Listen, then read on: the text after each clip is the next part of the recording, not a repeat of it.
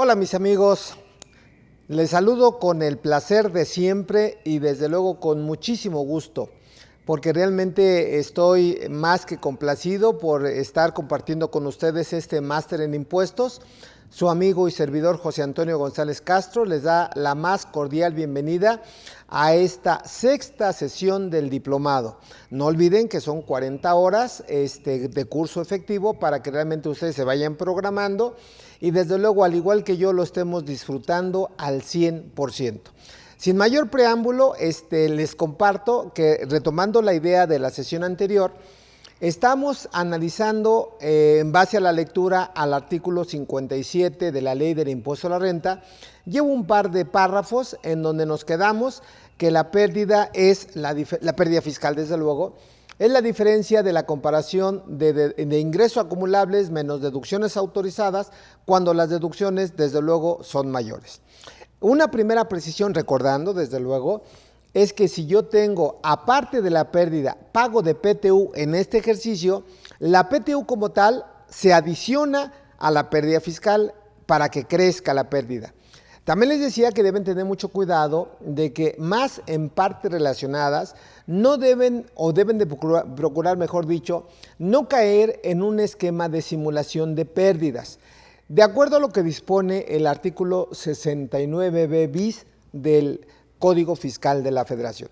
Dicho esto, regresando a la pérdida, la primera parte que les decía también que es importante cuando mencionaba que la pérdida fiscal como tal, a propósito del análisis que vimos en la sesión anterior del artículo 9 de la Ley del Impuesto a la Renta, pues forma parte de lo que es la determinación de la base para llegar al resultado fiscal. Luego entonces les decía, te acordarás, de que al ser parte de la base, pues la aplicación de la ley involucra normas sustantivas y en consecuencia aplicación estricta. Por lo tanto, ya leíamos, y si gustan lo retomamos, que en el propio artículo 57 que estamos analizando, dice de manera puntual que si tú no aplicas una pérdida fiscal teniendo el derecho, pierdes hasta el importe que pudiste haber aplicado. Y en donde yo les decía que no puedes presentar una declaración complementaria reconociendo un derecho que no ejerciste. Y por eso salió este primer ejercicio, que lo dejamos un poquito en suspenso y retomando la idea, donde les decía de entrada, para que se vayan familiarizando con el ejemplo real, en donde les decía que tengo 2 años de la misma empresa, del mismo contribuyente, en donde en el año 1 tengo una pérdida fiscal de 150,000, declaración normal. En el año 2 tengo una utilidad de 190,000 pesos. Le aplico la pérdida actualizada que decíamos, si me permitían, y por eso le puse una pérdida actualizada de 160,000 pesos, en donde aquí estoy reconociendo desde luego la aplicación de la pérdida, entonces estoy ejerciendo mi derecho. Por lo tanto, me da un resultado fiscal en este ejercicio, para que tengan el dato, de 30,000 por la tasa, me da un ICR de 9,000 pesos. Y bueno, hasta ahí quedó el primer casito práctico, ¿de acuerdo? Lo estoy un poquito ajustando para que no se vea tan distorsionado y tenga cierta lógica. Bueno, decía yo en su caso que al presentar una declaración complementaria del año 1, nos damos cuenta, y más si es por dictamen, y hacía una precisión de que se pudiera o no mover el coeficiente de utilidad, para que aún y cuando sea por dictamen, y mencionaba fechas, tendríamos que presentar de manera obligatoria, si se mueve el coeficiente, declaraciones de pago provisional del año en que se presenta el dictamen, ¿de acuerdo? Bueno, ¿por qué menciono esto?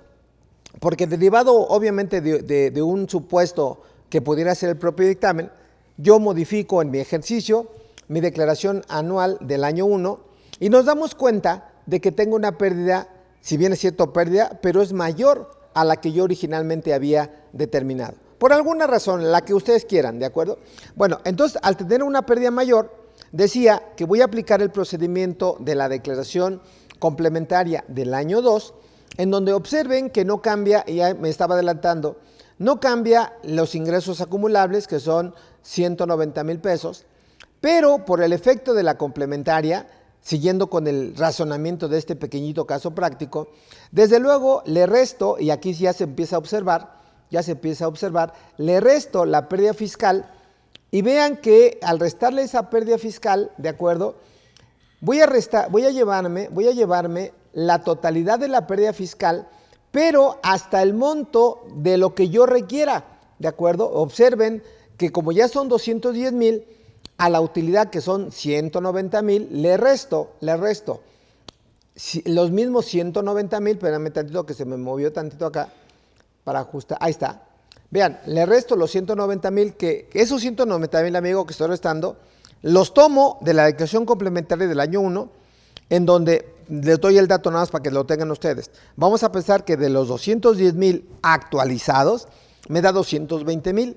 Entonces yo no puedo aplicar los 220,000 para el año 2, solamente aplico hasta 190,000 pesos, que aquí ya me adelanté tantito en ese dato.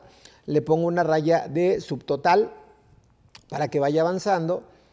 Y en este orden de ideas, avanzo tantito y me da un resultado fiscal en este año 2, declaración complementaria, resultado fiscal. Y vean que el resultado fiscal en este orden de ideas es 0. Así lo voy a poner, 0. Por lo tanto, al ser 0, entiéndase en consecuencia, voy a quitar la raya de subtotal, entiéndase en consecuencia, comparando con la declaración normal, que sí me dio base. Ahora, que aclaro, y vean qué interesante resultaría esto, que en este segundo caso práctico, si me van siguiendo con la idea, estoy modificando el resultado fiscal del año 2. Y si en ese año 2, al modificar el resultado fiscal respecto al año 1, tengo CUFIN, que seguramente voy a tener CUFIN, ¿de acuerdo? Entiéndase que la CUFIN como tal se modifica. Y eso inclusive puede representar, en los términos del artículo 77 de la Ley del Impuesto sobre la Renta, ¿de acuerdo?, el pago de un impuesto por la modificación del resultado fiscal y en consecuencia de la UFIN. Chéquense el artículo 77 en este orden de ideas, porque probablemente les aplique el ejemplo que estamos analizando. Pero bueno, para no dejar pendientes, aquí tengo un resultado fiscal. Para ir abreviando, la idea es multiplicarlo por la tasa. Aquí le voy a poner tasa, 30%,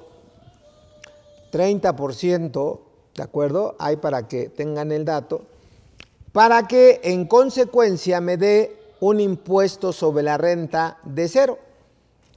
Impuesto sobre la renta, ¿de acuerdo?, causado de 0. Pero como en la declaración normal, y ahí se ve, tuve pagos provisionales, tuve un impuesto causado de 9,000, pues yo le resto, ¿de acuerdo? Yo le resto aquí le voy a poner nada más para que quede un poquito la evidencia, le resto el impuesto del año 1, manejando por separado, si me permiten el ejemplo, la parte de los pagos provisionales para ser un poquito más empático, más rápido. Le resto el impuesto sobre la renta enterado, que son 9,000 de la declaración anterior, la normal, 9,000, para que en consecuencia tenga un impuesto sobre la renta a favor. Impuesto sobre la renta a favor. Pues desde luego, ¿cuánto sería ese impuesto a la renta a favor? Pues desde luego los mismos 9,000 pesos. Ahí está. Ahora bien, como reflexión, mis amigos, vean cómo puede modificar esto, inclusive en contra de ustedes. Vean, tomando como fundamento, y nada más les doy el dato para que ustedes vayan inclusive sacando notas o conclusiones. Volviendo con el caso original, donde sí pudiera tener una contingencia grave en materia de pérdida fiscal. Vamos a pensar que yo en el año 1, como se ve, determiné una pérdida de 150,000, dándole un enfoque diferente. Y en el año 2, por alguna consecuencia, ¿de acuerdo? Y lo voy a poner así como caso B, si me permiten, nada más para que tengan ustedes el dato, ¿de acuerdo? Para que tengan ustedes el dato, a lo mejor en el año 1, ya se me fue el mouse, acá está. Lo que estoy diciendo, amigos, es que si por alguna razón, y lo pongo acá simplemente para que tengan el dato, a lo mejor aquí de pérdida fiscal es 0. Entonces, si en el año 2, donde pudieses haber aplicado una pérdida que era hasta 160,000 actualizado, no la aplicas, ahí sí, por ejemplo, aplica lo que ya leíamos en el artículo 57, que si tú dejas de aplicar una pérdida teniendo el derecho de aplicarla, ¿de acuerdo? Y la quieres revivir en una declaración complementaria, ya no podrías. Ya no podrías. Entonces, tengan cuidado con esto para ir avanzando en otros temas, en otro orden de ideas, y desde luego que no tengan problemas o diferencias que les pueda determinar el fisco federal. Entonces, hasta aquí dejamos este pequeñito caso práctico.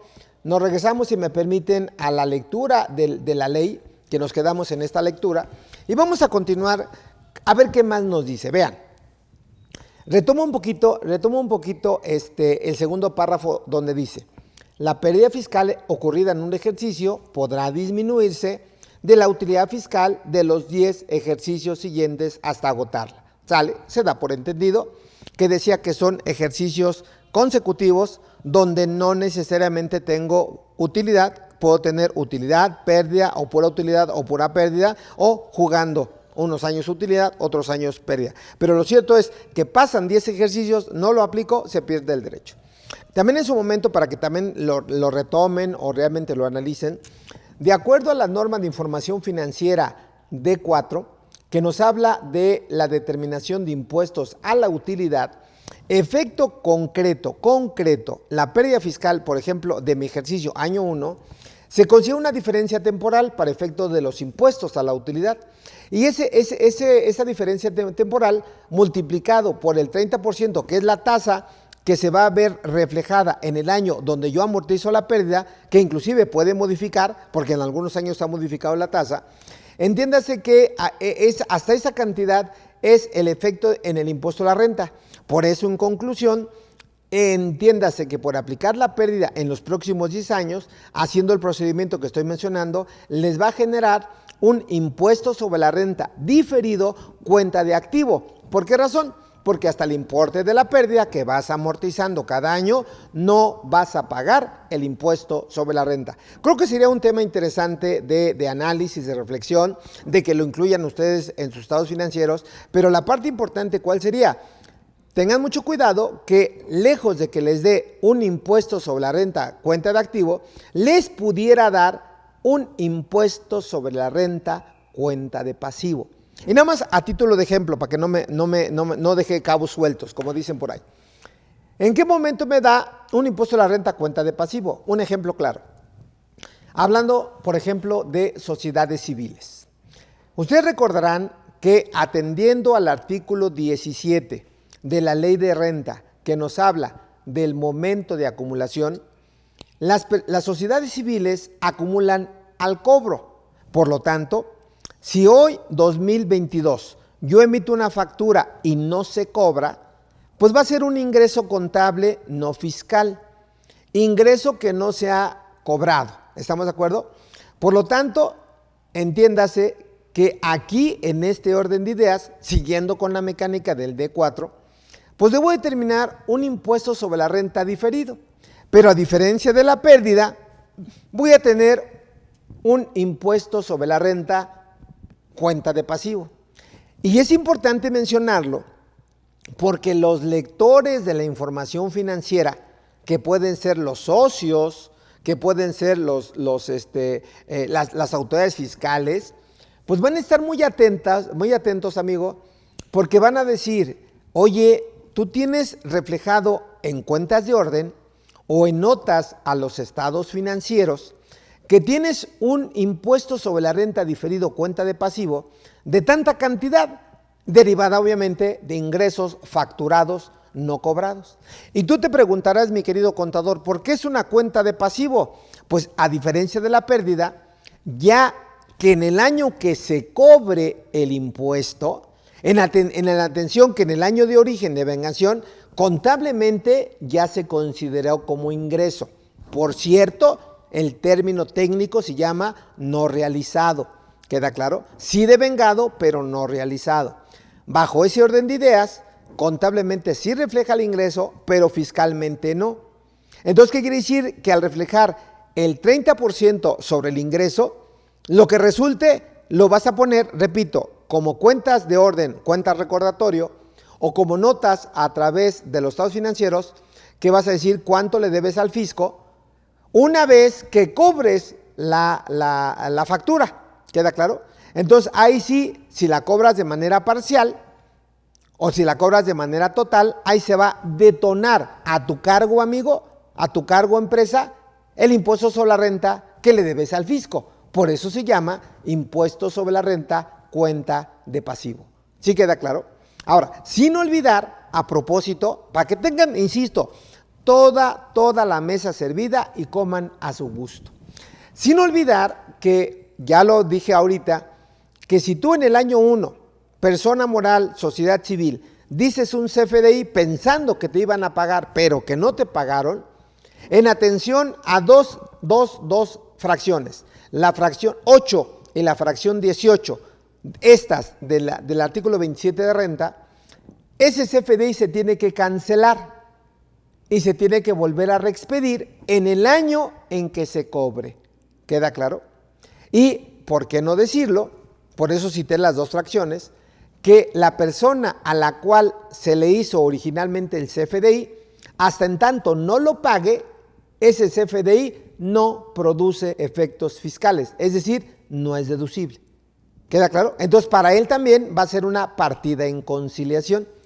Que en ese orden de ideas, si para mí el CFDI de ingresos que no estoy cobrando me va a detonar, digo, nada más para que tengan el contexto, me va a detonar un impuesto a la renta diferido, cuenta de pasivo, pues desde luego para mi cliente es al revés, porque va a tener una deducción contable, no fiscal. Entonces, cuando la pague, se va a revertir, va a ser una deducción fiscal, no contable. Estoy parafraseando la conciliación contable fiscal. Y va a ser un impuesto a la renta para tu cliente de activo, porque una vez que pague esa factura de la sociedad civil, que es la tuya, lo va a deducir para efectos fiscales.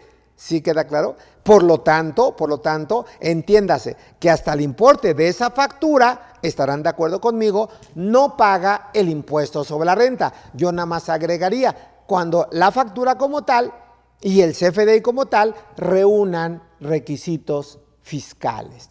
¿Queda claro? Bien, insisto, que por cierto les doy un acercamiento que hoy también haciendo énfasis a las propuestas que hoy ustedes ya conocen de la capacitadora, también se está vislumbrando otra opción de conferencias o de charlas, hablar solamente de temas muy puntuales, ¿de acuerdo? Para que ustedes con ese análisis del tema puntual puedan hacer alguna precisión, aclaración, corrección, ¿me explicó? O inclusive, ¿por qué no?, impugnarlo ante la autoridad fiscal, teniendo todo el contexto del tema en particular de análisis. Pero bueno, siguiendo o regresando con el artículo 57.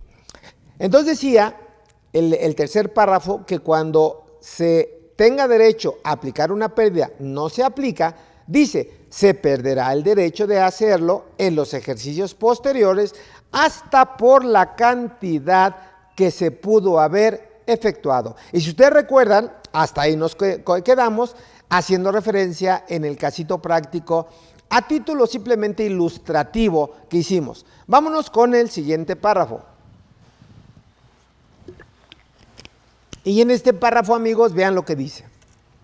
Para los efectos de este artículo, el monto de la pérdida fiscal ocurrida en un ejercicio se actualizará multiplicándolo por el factor de actualización correspondiente al periodo comprendido. Vean, desde el primer mes de la primera mitad del ejercicio en la que ocurrió la pérdida hasta el último mes del mismo ejercicio, primera actualización. Y para que se vayan familiarizando, que ya platicamos, si es un ejercicio regular, ese primer mes de la segunda mitad, en todos los casos, tiene que ser julio, el séptimo mes. Y desde luego me lo voy a llevar hasta diciembre del mismo año. Sin embargo, vamos a cambiar de orden de ideas. Y aquí lo voy a apuntar en mi cuaderno. Vamos a pensar, mi amigo, que tú te constituyes en el mes de mayo del 2022. Y en ese 2022 tienes una pérdida fiscal. Entonces ve, debes de contar de mayo a diciembre, ¿de acuerdo? Espero que me vayáis siguiendo. Y si no, también lo ponemos en Word. Vean, aunque ya sé la respuesta, cuento. Desde el mes en que me constituí, que ahí ese mes sí se cuenta, porque es el mes de constitución, aunque ella me constituye en el 1, el 2, el 3, el 4, el 5, el día que tú quieras. Entonces cuento mayo, junio, julio, agosto, septiembre, octubre, noviembre y diciembre. Entiéndase que son 8 meses. Entonces, es un ejercicio irregular en los términos del artículo 11 del Código Fiscal de la Federación, y ese ejercicio irregular es un periodo par, porque son 8 meses. Entonces, como son 8 meses, entiéndase que el cuarto mes, vean, el cuarto mes, y ahorita vemos cuál es el cuarto mes, es el último mes de la primera mitad. Pero aquí el texto de ley me dice, no tomes el último mes de la primera mitad, sino toma el primer mes de la segunda mitad. Entonces, es exactamente el mes que sigue, ¿de acuerdo?, de el cuarto mes de mi caso práctico. Por lo tanto, vean, mayo, primer mes, junio, segundo mes, julio, tercer mes, ¿de acuerdo?, agosto, cuarto mes, agosto. Por lo tanto, agosto es el último mes de la primera mitad, pero como la norma me dice, toma el primer mes de la segunda mitad, llego a septiembre. Por lo tanto, divido septiembre del 2022 entre, ¿de acuerdo?, diciembre del 2022, que es el último mes del ejercicio, entre septiembre del 2022. ¿Quedó claro? Y así como hiciste este pequeño análisis, reflexión, así es lo que tienes que hacer tú, mi amigo. ¿Queda claro? Para efectos de conocer el primer mes de la segunda mitad. Ahora, ahí no se termina la actualización, retomamos la lectura. Y me dice, la parte de la pérdida de ejercicios anteriores ya actualizada a diciembre, como lo acabamos de ver, dice, pendiente de aplicar contra utilidades fiscales, se actualizará, segunda actualización, multiplicándola por el factor de actualización correspondiente al periodo comprendido desde el mes en que se actualizó por última vez hasta el último mes de la primera mitad del ejercicio en el cual se aplique. ¿Queda claro? Por lo tanto, en este orden de ideas de mi ejercicio que me constituí de mayo a diciembre, ya decíamos que la primera actualización sería, retomando, Índice Nacional de Precios al Consumidor de diciembre del 2022 entre el citado índice de septiembre del 2022. Tomo el factor de actualización, lo multiplico por la pérdida y tengo una pérdida a diciembre del 2022. En esta segunda oración del artículo 57 me dice que la parte de la pérdida pendiente de actualizar, ¿de acuerdo?, se actualizará desde la fecha en que se actualizó por última vez, en mi ejemplo, diciembre del 2022, hasta el último mes de la primera mitad, ahí sí amigos, último mes de la primera mitad del ejercicio en el cual se aplique. Y si ese ejercicio 2, donde tú las vas a aplicar, es un ejercicio regular, el último mes de la primera mitad tiene que ser junio. Por lo tanto, la regla general, y por ahí apúntalo, es que una vez que apliques pérdida fiscal, ¿de acuerdo?, tú debes de considerar actualizada la pérdida a junio. ¿Queda claro? Para que, aunque presentes la declaración anual hasta marzo del próximo año, la pérdida va a estar actualizada a junio.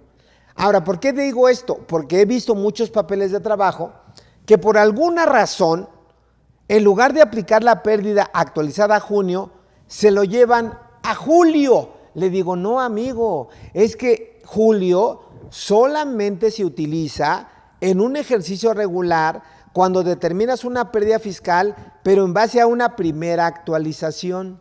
¿Me expliqué? Entonces, permítame una referencia y a ver qué opinas tú, contador, tú, contadora. Aquí ya estamos citando en el artículo 57 y nada más voy a precisar en qué párrafo. Primer párrafo, lo estoy contando, segundo párrafo, tercer párrafo, cuarto párrafo, que es la actualización, cuarto párrafo. Dicho esto, me voy a permitir, y ahorita regresamos para concluir la lectura de esto, me voy a ir a la ley del impuesto a la renta, pero al artículo 14, para que te ponga una reflexión. Una reflexión, artículo 14 de la ley del impuesto sobre la renta, aquí ya está en automático, vean.